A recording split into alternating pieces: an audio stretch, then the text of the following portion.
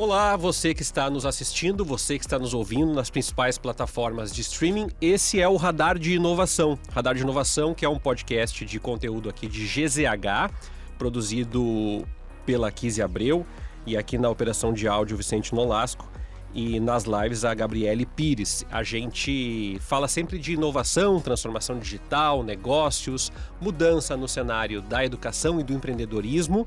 E nós já falamos de quase tudo aqui, mas toda vez que outros assuntos chegam, a gente desdobra mais pautas. E hoje é uma pauta que a gente ainda falou pouco aqui e que fazia tempo que a gente tinha esse compromisso com nossos ouvintes, mas ainda não vou revelar quem é a nossa convidada. Primeiro vou cumprimentar o Eduardo Rosa, meu colega, coordenador de conteúdo aqui de GZH, que está aqui comigo para apresentar a 12ª edição do nosso programa, corrigindo um erro que eu tive na edição passada, Dudu. E aí, Tércio? Legal esse tema, né? Cruzamento de inclusão com diversidade, com tecnologia, tudo que passa por aqui, né? Faz muito sentido. Mas antes da gente começar e antes de tu chamar a nossa convidada, eu quero dar aquele recadinho que eu sempre dou para quem está nos assistindo. Marca o sininho, ativa a notificação, comenta no YouTube. Vamos fazer as ideias que circulam aqui chegar mais longe, né? Isso é super importante. E também, quem não assistiu o episódio da semana passada com imagens ridículas nossas, né? Usando óculos no metaverso, tosco, né? Horrível. Mas enfim, foi um episódio muito legal também. Então quem não assistiu, volta lá, que tem um conteúdo muito bacana. Pegando esse gancho do que o Dudu falou sobre o episódio passado, onde a gente falou de realidade virtual, eu vou apresentar a Andresa Rocha. A Andresa, ela vai falar um pouquinho dos aspectos que o Eduardo trouxe aqui, que é gestão de pessoas, tecnologia, mas ela vai falar sobre inclusão, sobre diversidade. Esse é um tema bem caro para quando a gente fala de inovação, porque é um compromisso que eu e o Eduardo assumimos no primeiro episódio, quando a gente começou o podcast, foi: a gente precisa falar de inovação e de transformação para as pessoas que não se sentem parte da inovação e da transformação. E esse episódio vai coroar um pouco dessa proposta. Então, vou falar um pouquinho quem é a Andresa, né? Ela vem para falar da Afroia Tech Hub, que ela vai dar o serviço todo depois, o site, falar um pouco da história, que é um hub afrofuturista de projetos de diversidade e inclusão racial, que tem esse foco em tecnologia e inovação. Antes da gente fazer as perguntas, eu quero te agradecer muito por estar aqui com a gente, Andresa, e também por permitir que mais pessoas conheçam esse tema. Eu que agradeço, estou muito feliz pelo convite, estou muito feliz de poder falar de um assunto que eu sou apaixonada, que vem antes mesmo do que eu faço, é muito sobre quem eu sou, sobre o que eu acredito e sobre a minha forma de viver nesse mundo, né? Sobre a ótica da inclusão. Então algo que eu gosto muito. Quem é a Andresa? Qual é a história dela? E como é que ela entra nesse cenário da tecnologia, da dimensão da diversidade? Como é que isso apareceu na tua vida e qual é a tua história também, tua trajetória profissional? Perfeito. Eu vou tentar dar um resumo aqui, porque tem muita história, né? Mas, na verdade, eu sou brasiliense, adotada por Porto Alegre, né? Pelo Rio Grande do Sul. Vim para cá há mais de 20 anos. Razões familiares, né? Minha irmã passou na URGS, enfim, a gente veio como família. E eu sempre tive acesso, assim, não fui uma estudante que não tinha acesso. Muito cedo a gente ganhou computador, então nós tínhamos em casa.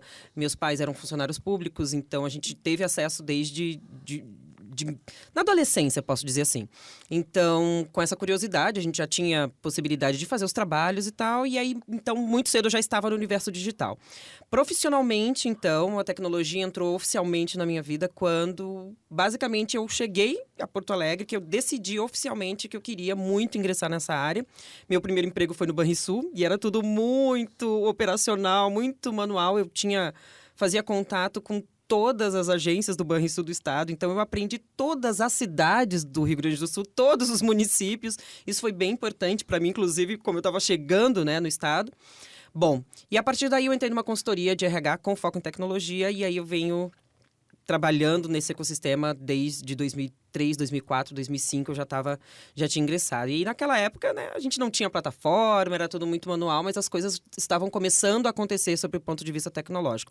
Então, desde esse momento eu venho atuando em ou para empresas de tecnologia, no ecossistema de tecnologia e inovação. Depois, um pouco mais à frente, eu acabo ingressando em comunidades de tecnologia, né, que são aquelas comunidades de prática de pessoas interessadas no assunto. E nos últimos 7, 8 anos, eu tenho trabalhado mais diretamente com diversidade e inclusão em tecnologia, através de alguns movimentos pioneiros que aconteceram aqui no Rio Grande do Sul, e eu venho traçando esse caminho aí por aqui e pelo Brasil agora. Como que a tua experiência pessoal influencia na tua atuação hoje? Porque tu trabalha com diversidade racial, mas antes disso também tem um recorte de gênero, né? De mulheres na tecnologia ser muito menor, a quantidade muito menor do que de homens, né? Ah, sem dúvida. O primeiro impacto é o de gênero, né? Então, naquela época, naquele momento, o primeiro impacto foi de gênero, porque eu ainda não tinha, assim, o letramento racial para tratar dessas questões, então eu estava mais acostumada com as questões de gênero e isso tinha um impacto mais direto na minha atividade profissional. Então, só que teve um estalo, teve um momento em que, vamos dizer assim, me posicionaram como negra, né? Peraí, você vai até aqui. Como eu não exatamente ocupei posições de liderança nas empresas, mas geralmente quem trabalha no RH em empresas de tecnologia tem um trabalho focado, específico, tem uma visibilidade muito direcionada. Então, isso acaba te dando espaços que que em geral não se tem. E aí, quando eu me posicionei com a questão racial, as coisas começaram efetivamente, então, a se misturar. Quem a Andresa é como pessoa, mulher, cidadã, trabalhadora, profissional, e a pessoa que trabalha com este tema. As coisas começaram a ficar meio confusas porque depois de um tempo, claro, aprendendo, eu descobri que não dá para separar. Nós somos únicos. Uma questão que a gente tem trazido muito aqui, Andresa, que é esse tema da ESG, o guarda-chuva, né? Da ESG, da sustentabilidade, e que, como tu falaste agora, era essa a minha questão, as coisas elas estão todas muito integradas, elas estão muito juntas. A gente ainda fala de um Estado que tem, e eu sempre falo, o conservador não é o conservador político, ideológico que as pessoas estão acostumadas, mas conservador no sentido de conservar processos, né, muitas barreiras. Até a secretária falou isso para a gente no South Summit. Às vezes é difícil entrar em algumas barreiras educacionais, sociais. Como é trabalhar com diversidade? E explica para as pessoas assim, essa dimensão que muitas vezes as pessoas pensam, isso não faz parte da minha realidade, ou da minha empresa, ou do meu processo. Como é trabalhar com diversidade? E eu queria que tu explicasse também as frentes, né? Porque tu falaste de duas, que é a questão do gênero e a questão da raça, mas também explicar que não são só essas frentes e tem outras frentes que sequer ainda estão sendo representadas ou encabeçadas em muitas empresas. Certo. Eu vou tentar dar uma volta, porque essas perguntas são complexas e talvez a gente no tempo aqui não vença, mas acho que vale a pena pegar um caminho alternativo para responder. A diversidade em tecnologia, ela impacta a todas as pessoas, independente de a qual grupo pertençam. Tá? Então, esse é o primeiro ponto de vista que precisa ficar claro para as pessoas. E eu posso exemplificar isso. Pequenas ou grandes ações, com ou sem olhar de diversidade, tem impacto direto em produtos e serviços que nós consumimos e são consumidos em massa. Um exemplo breve e prático. Nós temos um algoritmo que faz a classificação de score bancário. É alguém que faz aquilo, não é uma máquina ainda que produz, que constrói, que desenvolve aquele algoritmo. É uma pessoa com base em informações que alguém passou para ela. Ou seja, ela vai construir aquele sistema com uma base que diz assim, pessoa que mora em tal lugar, que tem tal idade, que tem tal renda, tem acesso somente a R$100. Mas a pessoa X que mora em outro lugar, que tem outra renda, que tem outra data de nascimento, tem acesso a outro tipo de quantidade de dinheiro aqui. Portanto, veja, a exclusão ela acontece em várias frentes. Quem é que sabe, pode dizer, pode inferir as características possíveis de conseguir pagar aquele crédito apenas por características pessoais, como é hoje? Né? Esse cruzamento de dados é só com característica pessoal, ele não é exatamente com... tem um histórico bancário. Sim, tem um histórico bancário, mas essas outras características também contam. Por exemplo, hoje nós nas plataformas de aplicativos de transporte, todos nós temos notas. Vocês sabem como vocês têm aquelas notas? Ah, não. De onde vieram? Eu acho até a minha baixa, não entendo por que a minha baixa, porque eu sou comportado. Exatamente, isso tem uma nuance aí. Alguém, ou seja, uma pessoa programadora, uma pessoa desenvolvedora, uma equipe, um time, entendeu que determinados comportamentos... Entendeu? Não. Resolveu, né, porque é uma decisão direta, decidiu que determinados comportamentos levam à redução do teu score. Mas você não sabe. Então, essa, por exemplo, é uma das vertentes do estudo de ética em algoritmo, que é a explicabilidade, ou seja, o direito do usuário de saber por que das decisões automatizadas, os porquês das decisões automatizadas. Então, eu quis falar um pouco dessas coisas que estão no dia a dia, na forma prática que a gente utiliza os artefatos tecnológicos, né? Então, é muito difícil falar sobre isso no Rio Grande do Sul. A minha empresa, especificamente, já tem 3 anos no estado e eu só tenho um cliente direto. Todos os meus clientes são empresas multinacionais de fora do Rio Grande do Sul, ou seja, meu CNPJ aqui, eu gero receita aqui, eu pago os meus impostos aqui, mas todos os empregos que eu poderia gerar, eu gero em São Paulo, no Rio de Janeiro, porque aqui a gente não consegue entrar na pauta racial com a clareza, com a correção, com a assertividade que poderia ser. Ainda é aquele elefante na sala que ninguém deseja falar, porque sabemos uma história aí, enfim, recente, que ainda não está vencida. E sobre o ponto de vista do ESG, o ESG já existe há um bom tempo, né? Sustentabilidade já é um tema que existe há bastante tempo. E essa carinha de ESG veio também com a redução dos investimentos em diversidade. Então, algumas pesquisas mostraram que desde do ano passado para cá, mais de 20% de redução dos investimentos em diversidade e inclusão no mundo corporativo. Ou seja, as empresas já se desinteressaram para a pauta. Até porque a pauta racial no corporativo, ela só veio tomar forma de George Floyd para cá. Isso em maio de 2020. Tanto é que nenhum programa, se tem notícia de pouquíssimos programas de diversidade e inclusão racial tenham duração de 2020 até aqui. Dificilmente vocês vão ouvir falar de algum programa que ainda resiste, porque não é um tema ainda que as pessoas, que as empresas entendam que vale a pena investir. Queria seguir nessa resistência de se fazer a discussão, porque tu trabalha muito para dentro da empresa, né? E eu queria saber de ti se tu tem essa percepção de que essas políticas, muitas vezes elas são para fora, né? É construir uma imagem. Eu acho que quando o Tércio fala de ESG também tem muito isso, né? De mostrar o que está sendo feito, mas se não falta primeiro fazer o dentro. Sim. Sim e não. Vamos lá. Nós fizemos uma pesquisa ano passado, a Froea fez uma pesquisa chamada Quem Somos? Mapa de Talentos Negros em Tecnologia. Essa pesquisa foi realizada com o Instituto Sumaúma, né, que é um instituto de pesquisa com doutores e mestres negros, exclusivamente pessoas negras. E nós fizemos esse tipo de pergunta, né? Qual a percepção dos profissionais negros da indústria de tecnologia e inovação sobre as ações afirmativas, por exemplo? Mais de 40% deles disseram que levam muito a sério e dão bastante importância para as ações afirmativas no contexto corporativo.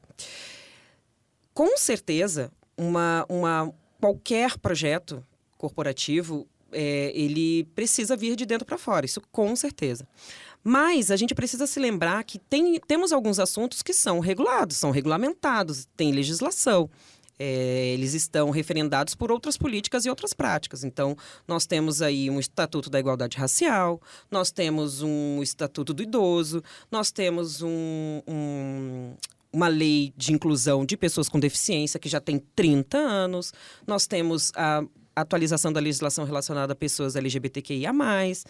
Então, já existe um ambiente regulado de algumas dessas práticas que as empresas precisam se adaptar, até porque elas são um retrato e reflexo da sociedade.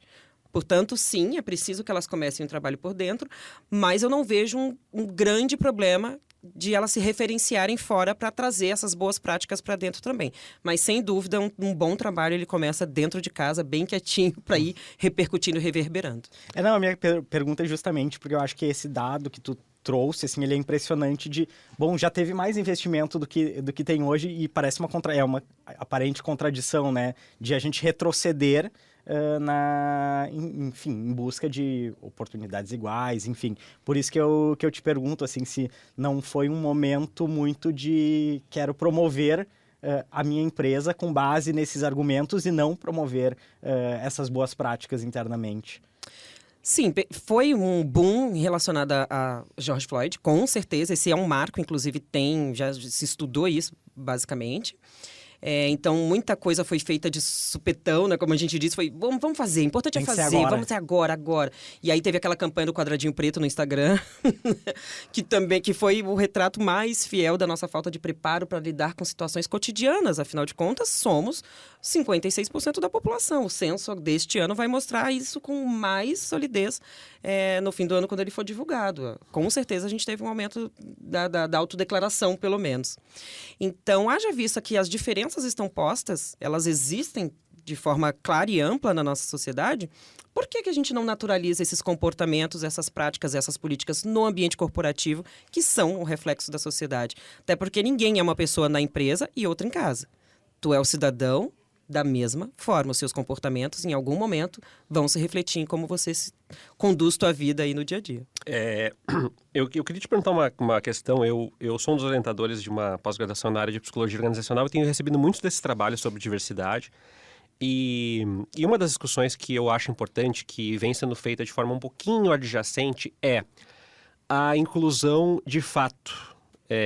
Porque, como o Dudu falou, tem empresas que vão lá e colocam, olha, os nossos quadros nós ampliamos em 20% ou 30%, por exemplo, os trabalhadores LGBTQIA+, ou as pessoas trans estão aqui na empresa. Mas estão, muitas vezes, em cargos que não podem alçar voos maiores dentro das organizações, ou como freelancers, ou como MEI, e que não têm ambições de crescimento, ou seja, estão desde que estejam em determinado extrato da organização. E eu queria te perguntar como que a gente pode fazer um debate de alguma forma que, como o Dudu falou, faça avançar essa questão da diversidade e da inclusão, sem deixar de levar em conta que há desigualdades sociais e que esses grupos minoritários também possam, de certa forma, também se enxergar dentro do todo. Ou seja, como líderes, como gestores, como consultores, como supervisores também, e não apenas nos cargos operacionais ou nos cargos instrucionais, né, mas de segundo escalão, por exemplo. Talvez agora eu crie uma polêmica, mas é importante pontuar a correlação das coisas. Veja, nós estamos num momento de discussão de uma das ODSs da ONU. Existe essa proposta de uma das ODSs da ONU vir a se referir à raça. Hoje não existe. Hoje, no Pacto Global da ONU, existe o movimento Raça é Prioridade. Foi criado no ano passado e esse ano eles têm falado sobre isso, com o interesse e o objetivo de até 2030 as empresas aumentarem, se eu não me engano, em 50% a quantidade de lideranças negras nas companhias. No entanto, nós somos um país altamente excludente, para não dizer a palavra aquela específica, né? Vou pronunciá-la ainda, mas nós somos um país que não se dedica suficientemente à pauta. Então, o que ocorre?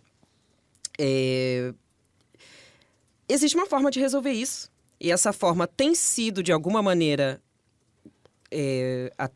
essa forma está atenuando de alguma maneira e teve muitos avanços, e se chama cotas. Por isso que eu disse que é um pouco de polêmica, porque as pessoas não entendem que as cotas, sejam elas raciais, para pessoas com deficiência, para pessoas indígenas, quilombolas, para pessoas trans, são uma forma de política pública de inclusão. É uma forma de uma política pública que também se espelha no ambiente corporativo, porque, afinal de contas, as empresas acabam criando vagas afirmativas. E essas políticas de cotas, de reserva de vagas, que a gente que eu acho uma palavra melhor, elas ajudam essas pessoas que já estão estudando, que já estão formadas, que já estão, enfim, numa caminhada, elas ajudam essas pessoas a se posicionar melhor. Por quê? Nós vemos as cotas, o desenvolvimento e a melhoria das notas de várias instituições de ensino devido às cotas, não antes, depois das cotas. Várias instituições de ensino melhoraram várias notas, a URGS é uma delas, inclusive. Então, nessa mesma pesquisa que a gente fez a Quem Somos, já mostrou que nós temos mais de 60% de pessoas negras com experiência profissional formadas com pós-graduação, que falam idiomas, mais de 40% delas falam idiomas de intermediário fluente, e aí o percentual de lideranças negras nas companhias de tecnologia e inovação não passa de 2%. Então, existe a correlação de vontade mesmo, as empresas não têm vontade. Para que, então, se faça valer a capacitação, né, o que a pessoa já está construindo, eu defendo muito o advento das cotas. Então, hoje o governo federal criou, por exemplo, né, um sistema de cotas para as nomeações, o que eu acho positivo, nós precisamos incentivar. Por vontade própria, as empresas não vão fazer, porque elas não reconhecem legitimidade nisso. Elas não vão fazer. Esse reconhecimento da diferença, ele exige uma mudança de comportamento, e mudança de comportamento leva tempo. Mas as pessoas têm pressa, as pessoas excluídas, subrepresentadas têm pressa. Né? Uma pessoa que, enfim, um país em que a cada 23 minutos um jovem negro morre, né? Assassinado de forma violenta, o país que mais mata pessoas trans no mundo, pessoas com deficiência são milhares de pessoas com deficiência e elas têm um índice baixo de empregabilidade.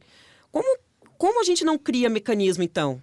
É só através de um mecanismo de ação afirmativa, tanto no mercado corporativo quanto como política pública, que vai conseguir começar a vencer esse gap. Não vencer, porque também temos pesquisas que mostram que são mais de 200 anos para que as mulheres consigam alcançar posições salariais equivalente ao dos homens, né? Se nada for feito. Mas foi feito, né? Inclusive, semana passada, aliás, há 3 semanas aí, a gente teve a aprovação de uma nova legislação de equiparação salarial que, em tese, já existia na CLT, mas, de novo, precisa existir um mecanismo de fórceps, né? Ou seja, eu preciso forçar que aquilo aconteça para que as companhias, para que o mundo corporativo também se sinta, vamos dizer assim, inspirado pelo governo.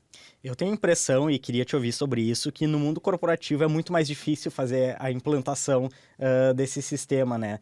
Porque, enfim, tu tá trabalhando com uma base, assim, de negócios muito mais diversificada do que universidade, né? Na universidade pública. E eu estudava na URGS durante a implantação das cotas e foi eu acho um movimento muito legal, porque era visível, né? Era visível ao longo dos anos e aumentando a diversidade ali dentro, mas era algo muito mais direcionado. Foi uma lei, né? Primeiro a universidade implantou, depois veio a lei que a Dilma assinou quando era presidente, mas empresas não, né? Empresas tá muito na escolha, enfim, do gestor, do dono, enfim.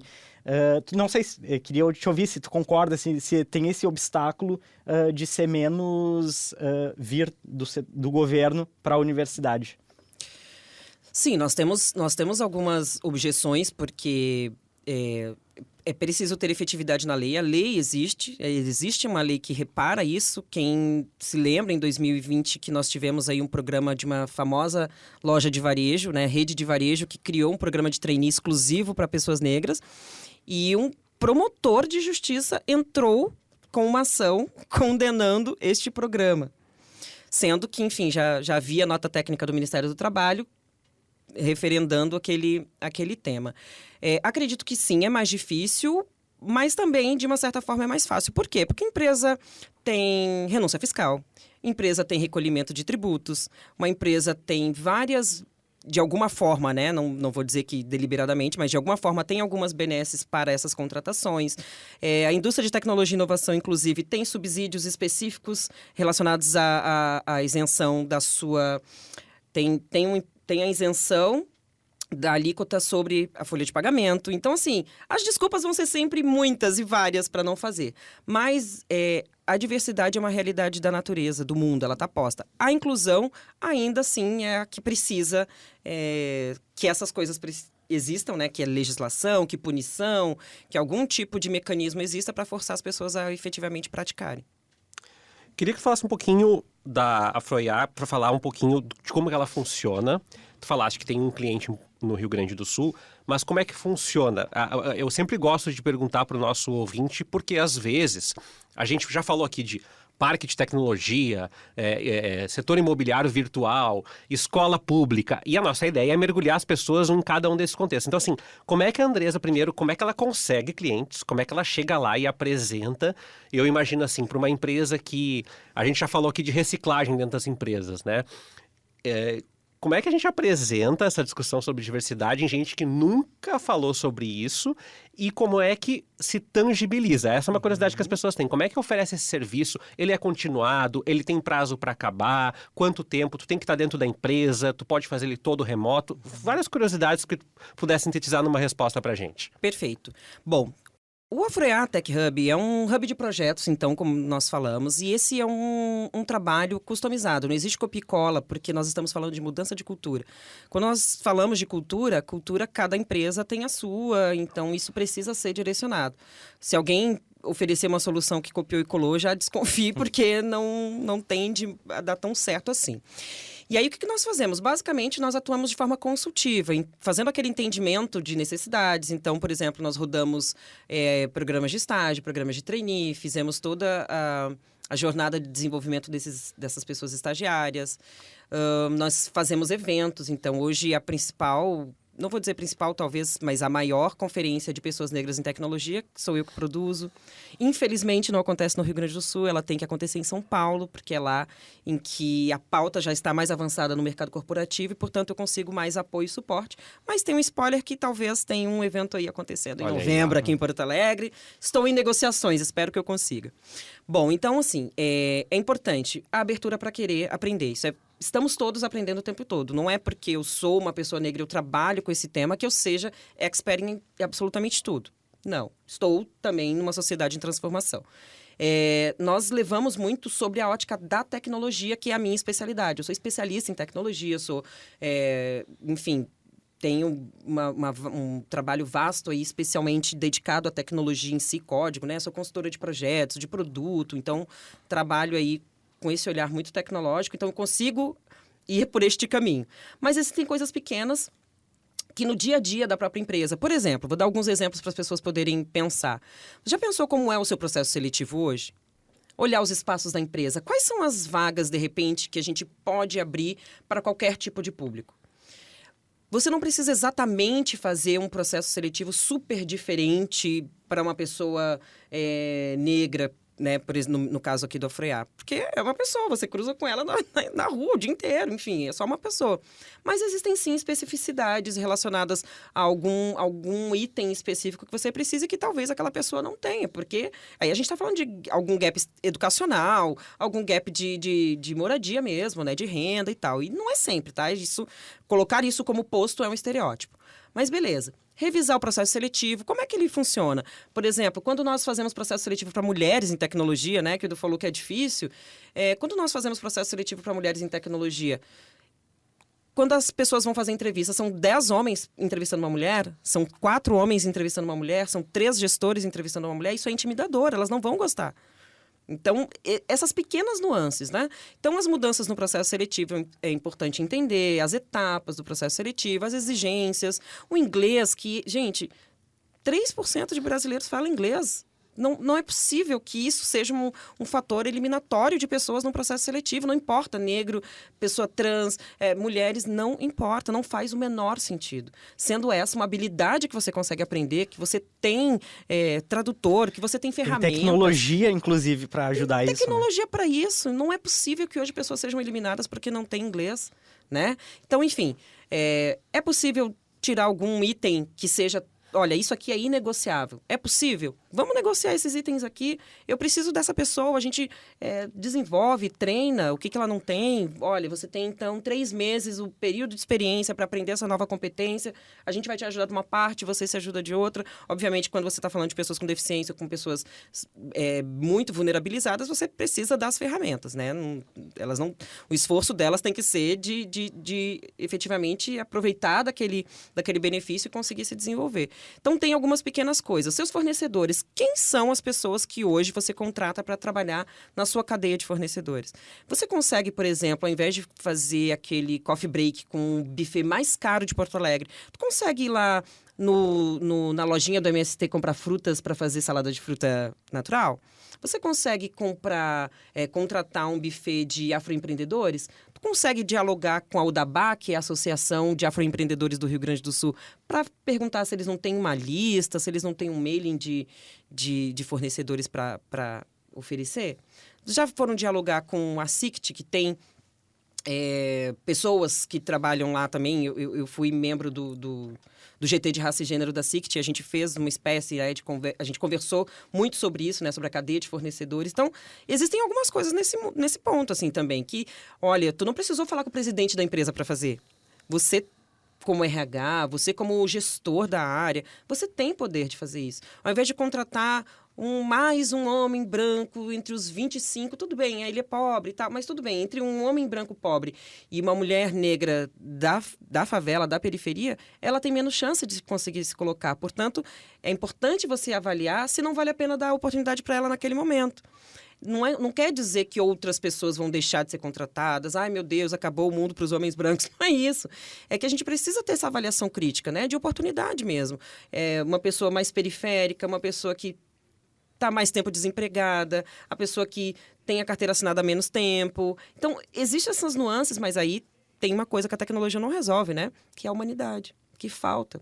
Falta humanidade nas empresas, falta uma perspectiva de gestão mais humana. E aqui, quando a gente está falando de humanidade, eu não estou falando de, vamos todo mundo se abraçar e fazer, né, shalom dentro do... Não é isso. É sobre nós olharmos para o mundo e resgatarmos a perspectiva humana de que são pessoas trabalhadoras buscando o seu sustento. Isso é uma relação de múltiplo interesse, né? Então, a pessoa trabalhadora te fornece a mão de obra e você fornece os benefícios. A gente precisa resgatar essa percepção de humanidade no mundo do trabalho. Acredito que isso é um ponto bem importante. E aí a empresa entende esse processo e passa a mudar ou o processo seletivo ou uma condução interna.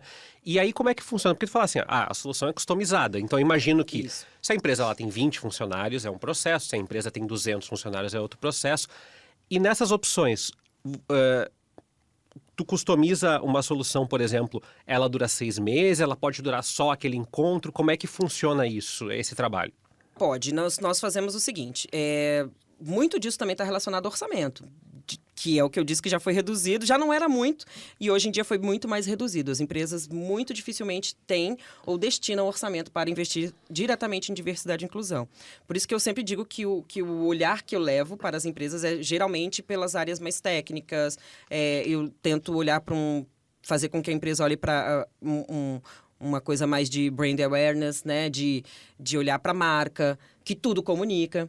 Mas sim, nós olhamos para esse cenário, olha, nesse momento a empresa, com esse cenário aqui, ela consegue fazer uma sensibilização, uma capacitação, uma atividade de letramento. Eu acredito muito na educação para a diversidade como um fator mobilizador de pessoas, porque o que você tem acesso de conhecimento, você acaba repercutindo, reverberando, levando para sua casa. E vice-versa, porque se você não tem diversidade e inclusão como a sua prática cidadã fora da empresa, você não vai ter na empresa. Então, muito do seu comportamento externo é o que você acaba levando para o seu comportamento interno. E a gente faz isso. Então, eu entendo o que a empresa precisa e a gente acaba fazendo essas soluções. Pode ser uma palestra de um dia, pode ser um treinamento de 2 horas, pode ser um treinamento de uma semana, pode ser um treinamento de 6 meses, pode ser, olha, uma formação inteira de lideranças que a gente vai ter agora, por exemplo, especial para as mulheres. Enfim, podem ser vários formatos de acordo com o momento da empresa, com o budget e com o tempo disponível ali que a gente tem para desenvolver a solução. A empresa que chega em ti, ela já está preparada, já está disposta a fazer esse trabalho, sabendo que vai ter um custo, que vai ter que mexer em processo, ou tem muita gente que chega em ti e não, Agora que eu vi que tem um valor que eu vou ter que investir, não. Agora que eu vou ter que mexer na minha rotina, não. Porque o Tércio lembrou, né, de outros episódios que a gente trouxe aqui, e isso foi um negócio que apareceu quando a gente falou sobre gestão de resíduos, né? Das empresas tá vendo aquilo, é um custo, então não vou fazer. O meio ambiente que aguente. Isso aí. Exatamente. Tem muitas coisas que nós acabamos fazendo, como a gente diz, a consultoria gratuita. Tem muita coisa, só quero trocar uma ideia, conversar, entender. Olha, parte do seu conversar e entender já é exatamente meu trabalho te ajudar nesse primeiro caminho. Mas muitas vezes eu faço, porque eu acho importante como cidadã, entra a cidadã também. Mas, de novo, as empresas muitas vezes não estão abertas nem preparadas, porque elas não sabem o que vem pela frente. E mudar dói. Mudar dói. Processo de mudança dói. Quando vocês foram implementar um novo software de gestão de ponto aqui, doeu. Quando as empresas tiveram que sair do presencial e para a pandemia, doeu fazer essa movimentação para online. Então, as mudanças doem. E as pessoas são resistentes à mudança. Teu cérebro é resistente à mudança. O máximo de tempo possível que ele puder ficar paradinho, confortável, de onde ele já parte, é melhor. Então, muito do trabalho é justamente essa sensibilização. Olha, a gente pode começar por aqui, mas entenda que este é um trabalho contínuo. Ele não é... Eu posso fazer aqui uma atividade que ela seja uma semente de outras coisas que você vai acabar fazendo. Mas saiba, nem comece a trabalhar ou querer falar sobre diversidade e inclusão, ESG também, se você não tiver isso como estratégia corporativa. Isso tem que estar lá no board, não pode ser uma coisa... vamos começar aqui entre os funcionários, porque não vai vingar, não vai ter continuidade, não vai conseguir abarcar todas as demandas que se exigem num processo como esse, né? Não é uma coisa super violenta, impactante, que todo mundo começa a chorar dentro da empresa. Não, pelo contrário, é um movimento de aprender, ele é, digamos assim, gostoso também de alguma outra forma. Mas sim, tem que ter investimento. Então, saiba se você tem investimento e aí saiba que o trabalho das pessoas tem valor também, isso é um trabalho. E disponibilidade, eu falo mais sobre isso. Disponibilidade, tenha disponibilidade para aprender. Se você vai entender, aceitar, se aquilo vai te descer confortável ou não, é a próxima conversa, é a sequência da conversa justamente que vai te levar diante do aprendizado, né? Uma das coisas que falaste agora é um ponto que eu queria tocar, que é delicado. Falaste que eu ia tocar nos pontos delicados, eu queria tocar nesse ponto delicado. Em muitas instituições... essas barreiras culturais que tu falaste agora, elas são também preconceitos, processos discriminatórios. Como é que a gente chega, por exemplo, numa empresa e como que equilibra essas discussões que vão dizer assim, sempre foi assim, né? Nunca teve isso e agora inventam. A gente já ouviu todos esses discursos em vários lugares. Essa frescura. Essa frescura. Agora tudo tem que ser... Tudo não pode... eu lembro uma situação de uma tia minha que trabalha como caixa em uma grande loja e todas as piadas referentes a mulheres que ela ou as colegas combatem, assim, sempre fizemos e nunca teve problema, agora não pode fazer nada. Como que a gente conversa dentro das empresas e como é que a gente vence? Eu sei que não é uma situação simples, né, André? Tu não vai me dizer assim, olha, faz isso e termina e vocês ganham a medalha. Não é assim. Mas como que a gente começa a vencer essas barreiras? Porque a gente sentiu que muitas pessoas se retraíram nessa luta que tu teve. Eu conheço algumas pessoas que desistiram da luta porque não estavam preparadas para enfrentar o rebote dessa luta, né? As agressões, muitas vezes na internet, pessoas que sofreram hate em redes sociais, pessoas que tiveram que fechar suas redes, que tiveram sua família comprometida, seus amigos... como é que a gente vence essas barreiras que muitas vezes vêm na forma de ódio ou até uma contraposição dizendo não vou fazer isso porque sempre deu certo ou porque é dessa maneira, normalmente vindas dos mesmos perfis de pessoas nas organizações, né? Isso eu adoraria ter uma resposta muito pronta e efetiva para essa pergunta, mas, de novo, né, ela é um reflexo do que a nossa sociedade se tornou, especialmente nos últimos 4 anos passados. O excesso assim, de ódio mesmo, né? Daquela coisa de ser contra tudo, e aí isso e aquilo, e aí a gente vem, de novo, perdendo a humanidade. Não tem como obrigar as pessoas a aceitar, né? A mudança, o diferente. E aí eu nem vou falar aqui diferente, mas eu fico pensando que a gente deveria explicar essas questões de diversidade e inclusão sob o ponto de vista econômico para algumas pessoas, que é onde elas entendem. E aí a gente vai fazendo uma adaptação de linguagem. Outras pessoas vão olhar para um aspecto mais humano e aí vão se sentir mais emotivas, com algum discurso mais emotivo, que mostre alguma situação trágica. E aí, de novo, falando sobre situação trágica, qual é a população, qual é a situação que te causa essa compaixão, né? Porque não é para todo mundo que a compaixão é dada, né? A gente teve aí essas semanas, enfim, vários casos de violência, e aí eu pergunto, quais são os casos que geram comoção e os que não geram? Quem é digno de mais compaixão ou não? Quem pode dizer o que vale o sentimento de poder dizer que não vai mais lutar? Quem é que pode fazer essa escolha? Quem são os tipos de pessoas que podem dizer, não, não quero desistir? Isso é um privilégio também. Então, essa pergunta ela é bem complexa no sentido de que vão existir caminhos diferentes porque as pessoas são diferentes também. Então, isso é um ponto. No mundo, sobre o ponto de vista corporativo, existem as normas. Nós temos normas rigorosas, inclusive agora recentemente implantadas, que devem ser implantadas pelas empresas, por exemplo, sob o ponto de vista da igualdade salarial, mas também da educação contra assédio sexual. Nós temos isso, foi uma lei agora e ela está em vigor, ela vai entrar em vigor agora nos próximos dias, eram 90 da assinatura para cá, ela vai entrar em vigor. Ou seja, a CIPA, que é uma instituição corporativa, né, muito questionada em vários momentos, será responsável por fazer esses treinamentos. Como? É obrigatório agora, não tem para onde fugir. Então, este será um assunto que vai entrar nos corredores. Sob pena de alguma denúncia, de alguma coisa, né? Se acontecer algum problema, ela não acontecer. Portanto, existe a norma, que é a forma de fazer com que as empresas cumpram. Existem as leis. A lei de pessoas com deficiência, ela não é cumprida ou cumprida de forma, né, mais ou menos há muitos anos, e isso também não tem uma fiscalização tão efetiva. Na verdade, até estou sendo injusta. Aqui em Porto Alegre, a fiscalização em referente a pessoas com deficiência no mundo corporativo é bem rigorosa. Aqui no Rio Grande do Sul, que eu saiba, é super, porque eu já fiz, e é bem rigorosa. O Ministério do Trabalho acompanha de perto as empresas. Mas acredito que é isso. Ou a gente precisa criar mecanismos institucionais que obriguem as empresas a fazer. E aí obrigar mesmo. Olha, a partir de tal ano, 2000 e tanto, você tem que ter um número X de lideranças e essas lideranças têm que ser diversas, como a Bolsa de Valores fez, como alguns dos próprios critérios do ESG para investidores da Bolsa são ter lideranças diversas, tem uma quantidade de pessoas. A gente tem um case do Rio Grande do Sul muito, muito interessante, que é de uma das maiores empresas gaúchas, que não sei se eu posso citar, mas enfim, eu não, porventura não citarei, mas é um case muito positivo, em que foi atrelado o bônus dos executivos ao alcance de indicadores de diversidade e inclusão. Ou seja, não alcança, não ganha bônus. Olha só que interessante. E, por acaso, os bônus seguem sendo recebidos. Olha só que coisa maravilhosa. Né? Então, existem alguns mecanismos de incentivo, de obrigação, e acredito eu de fiscalização também.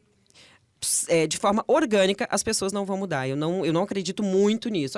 Eu acredito que elas vão ter um impacto, elas vão entendendo, de alguma maneira elas vão sendo impactadas pela pauta, mas acho que de forma 100% orgânica não. Existe um mecanismo, por exemplo, também que as pessoas podem fazer em casa, que nós temos uma lei que obriga a educação, o ensino da cultura afro-brasileira nas escolas de ensino fundamental e médio.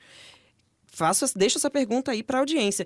Quem é que foi na escola do filho, da filha, perguntar se essa lei é aplicada, se existe um ensino da história e cultura afro-brasileira na escola, no ensino fundamental e médio? Fizemos uma reportagem aqui, GZH, dos 10 anos da lei que regulamenta esse ensino de cultura afro e indígena nas escolas no Rio Grande do Sul. E esse é um mecanismo de fácil controle dos pais, né? Das pessoas cuidadoras, porque, olha, eu queria saber como é que vocês colocaram no currículo, como é que está atravessando esse ano, é uma atividade que vem, né, circulando o currículo, então eu acho que, por exemplo, este seria um ponto que poderia ser abordado pelas pessoas. A nossa conversa deixa muito claro, né, que empresas diversas que abraçam a diversidade, elas têm um impacto na sociedade, elas devolvem para a sociedade um benefício. Mas no teu trabalho, tu consegue provar, bancar que a empresa diversa, ela também pode ser mais inovadora, ela pode ser mais lucrativa, enfim, como isso reverte pro negócio também, porque eu imagino que seja um ponto importante para convencimento do sócio, do fundador, enfim, de fazer o investimento. Com certeza. Hoje, o profissional de diversidade e inclusão, ele já pauta o ponto de vista econômico. Por quê? Porque é a linguagem dos negócios. Nós vivemos no mundo capitalista e o que não vai pelo amor, vai pela dor. Então, a gente precisa falar uma linguagem que as pessoas entendam. Eu, particularmente, né, como cidadão, eu não uso mais essa pauta porque eu já tenho um entendimento de outros lugares para caminhar. Mas, sim, é um ponto de convencimento. Com certeza, empresas, esse até um clichê, já que a gente fala, empresas mais diversas têm mais lucro, porque não é uma falácia, isso é de forma prática. Eu mesma participo de várias atividades de hackathons, de desenvolvimento de produto, e todas as vezes que eu vou fazer algum tipo de entrevista com os usuários, são efetivamente as mesmas pessoas que estão sendo entrevistadas, e aí a empresa está investindo um valor gigantesco para criar uma inovação, alguma coisa diferente, mas como tu vai criar coisa diferente se são as mesmas pessoas? Não sai outra coisa do mesmo lugar. Inclusive nós, por exemplo, existe esse lugar de falar isso para as empresas, olha, com certeza você vai ter mais lucro, mas como? Olha, as pessoas que estão num ambiente que elas se sentem mais seguras, elas trabalham melhor, elas são mais produtivas, elas são mais eficazes e eficientes no seu dia a dia. Pessoas que se sentem mais seguras, elas investem mais na sua carreira, elas estudam mais, elas se capacitam mais, elas têm melhor relacionamento com os pares, com a liderança. Pessoas e times e ambientes mais diversos empurram a companhia para melhores indicadores econômicos também, de uma forma geral. São pessoas que estão mais conectadas com a sociedade, portanto, de alguma maneira, elas estão conectadas com os problemas da sociedade, sustentabilidade, lixo, economia de luz, de insumos dentro da companhia. As pessoas estão mais envolvidas em redução de custos, porque elas entendem que aquilo ali é um mecanismo que gira e todo mundo acaba impactado por aquilo ali. Pessoas, por exemplo, da tecnologia, pensando em tecnologia responsável, né? Que nada mais é do que olhar com ética para o desenvolvimento de software, né? Essas pessoas, elas precisam refletir sobre as suas decisões na hora de construir um algoritmo, na hora de construir um código. Então, esse conjunto de fatores, ele é mensurável. Já existem muitos indicadores, muitas coisas que mostram. Nenhuma empresa dá ou faz continuidade, ou tem continuidade a longo prazo de ações práticas de diversidade e inclusão sem que esteja muito alicerçada nos números. E hoje nós temos grandes companhias brasileiras, multinacionais também, alicerçada nos dados, embasada nas informações para dar continuidade aos programas. E aí eu só coloco uma segunda questão, né? Os dados mostram, mas eles não sentem. Quem disse isso foi o Geneson Honorato, que é um grande líder de gestão de pessoas no Brasil. E é isso, os dados mostram, mas eles não sentem. Porque no final do dia, aquela pessoa que levou 2 horas para ir voltar do trabalho, voltou humilhada ou não consegue uma colocação porque estava na fila do Cine e não tem a qualificação necessária, ela vai estar fora, né? Ela vai estar fora, ela não vai ser alcançada pelas suas políticas de diversidade e inclusão, porque ela não é vista nem como gente. Então, tem uma série de coisas que a gente pode falar sobre isso, mas eu procuro dizer que olhe para o aspecto econômico, mas olhe para os olhos das pessoas. Eu queria fazer uma última pergunta para ti, Andresa, sobre educação. A gente não tocou muito nessa frente aqui, porque teu trabalho foca muito mais nas organizações que já estão atuando, mas a gente teve esse princípio. Me parece que esse debate sobre inclusão e diversidade ele já foi feito há mais tempo dentro das universidades, inclusive de algumas universidades privadas, mas principalmente das públicas. Nós mudamos a dimensão social e aí parece, e eu queria te perguntar justamente isso, que esse processo veio a galope. Nós temos muito mais pessoas negras, nós temos muito mais PCDs, nós temos muito mais pessoas trans hoje com ensino superior, que era algo...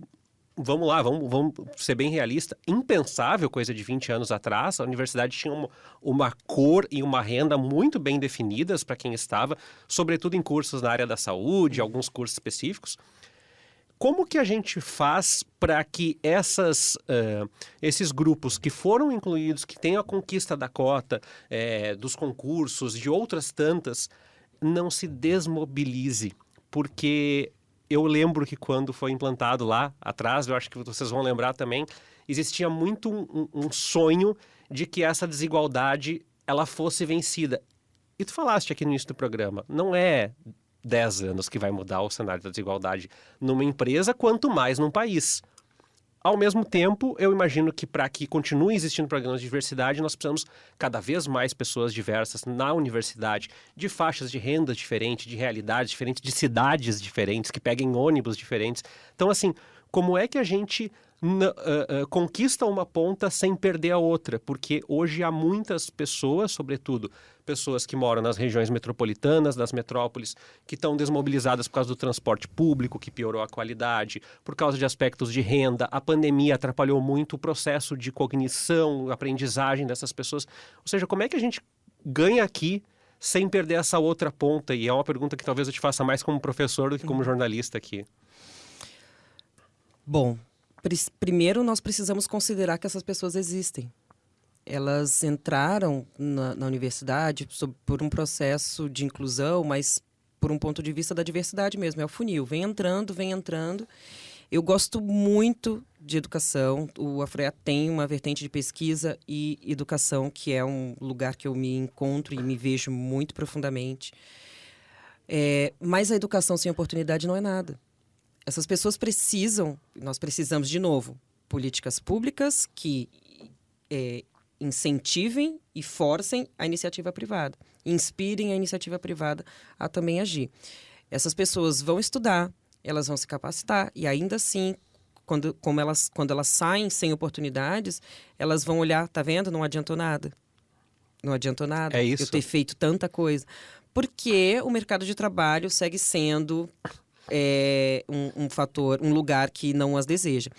Sobre o que eu realmente penso políticas públicas que também que reflitam na iniciativa privada. De novo, as pessoas por iniciativa própria não vão fazer.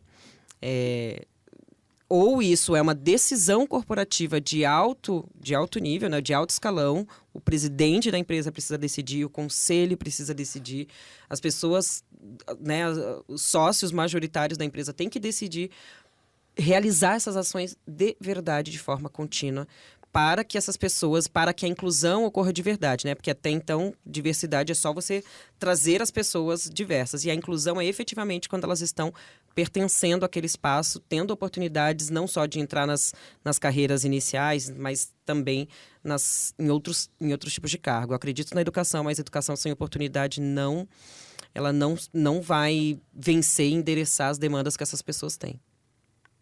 Fiquei faltando alguma coisa, Eduardo? Acho que a gente podia ficar horas aqui falando sobre esse assunto. Tem um monte de coisa, mas eu olhei o reloginho ali, a gente já passou. Então, Andresa, eu vou também te agradecer desde já. A Andresa Rocha, que atua na intersecção entre gestão de pessoas, marketing, ela falou aqui muito sobre diversidade, não apenas no setor de tecnologia, mas também no setor de tecnologia, pensando na atração de talentos e outras iniciativas com a comunidade tech. Eu queria que tu deixasse um recado para as pessoas conhecerem a AfroEA, saberem um pouco mais do trabalho, qual é o site, como é que elas podem te contatar e também se despedir dos nossos ouvintes, das pessoas que estão nos assistindo também, e deixar a tua mensagem final. Posso emendar uma pergunta? Claro, também por queria favor. ouvir da Andresa quem foi a inspiração dela nessa área. Qual delas, né? Porque temos muitas, mas uma das maiores que eu choro só de pensar, ela mora aqui no Rio Grande do Sul, mas ela não é gaúcha, é a Desirê Santos, que é uma deusa maravilhosa do IoT, e foi a primeira mulher negra que eu vi trabalhando oficialmente com tecnologia. Eu disse, meu Deus, é isso, é meu sonho. E eu já tinha mais de 10, 15 anos de tecnologia, e a primeira vez que eu a vi, eu fiquei muito impactada. Então, ela é uma das minhas, da área muito tech, assim, é das minhas maiores referências. Bom, e me despedindo aqui, né? Agradecendo muito esse convite. Realmente o papo estava muito bom. A gente poderia repeti-lo mais vezes ou ficar aqui por horas e horas. Mas eu convido vocês, então, a conhecer o nosso trabalho. Afroiá.tech, com Y, né? Afroiá.tech é o nosso site. Você pode conhecer um pouco dos nossos serviços. E a nossa conferência, né? Que é uma conferência de tecnologia, não é uma conferência de diversidade. Nós falamos de tecnologia, são pessoas negras pautando tecnologia e inovação. Ela vai acontecer em outubro, em São Paulo. Em breve, no nosso site, todas as informações. E há spoilers de que haverá um summit também de pessoas negras na tecnologia aqui em Porto Alegre em novembro. Em breve, maiores informações também. Então, convido vocês a entrar no nosso site. Nosso Instagram é @afroiatech. E aí vocês podem lá, tem um linkzinho com várias informações. Inclusive, convido vocês a ler a nossa pesquisa, que é uma pesquisa bem aprofundada, bem detalhada sobre o mapa de talentos negros em tecnologia no Brasil. Muito bom. Vou só referendar de novo a nossa ficha técnica, a produção. Depois que a gente esqueceu, a gente foi falar 2 vezes. Para agradecer, para Kizzy não ficar chateada com a gente também. A Kizzy Abreu, que está nos produzindo aqui, o Vicente Nolasco, que é o nosso operador de áudio, a Gabriele Pires na live.